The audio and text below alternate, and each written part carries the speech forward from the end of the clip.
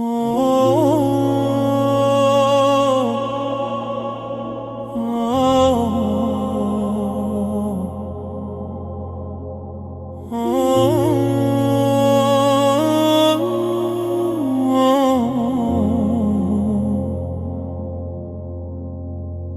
آرام است، دل به یاد تو می تپد. ای یار شب و روز به فکر توام، هر لحظه که کنار منی دلم شاد است. زندگی با تو معنی میگیرد، با تو بودن هرچه هست زیباتر است. ای جان من نفس روشنی دل من است، با تو جهان آرامتر می شود.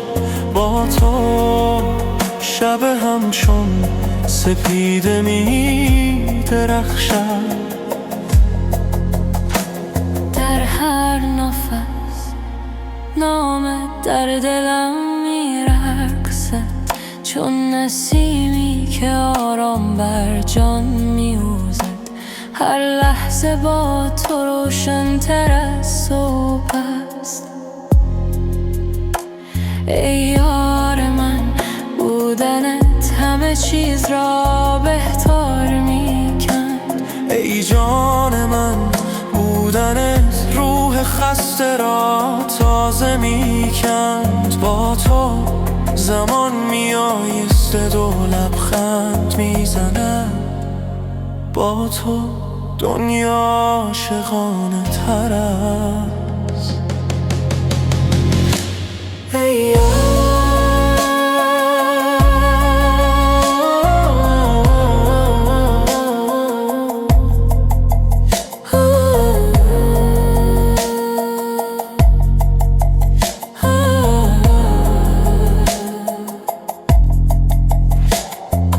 یار تا هستم دل با تو میماند.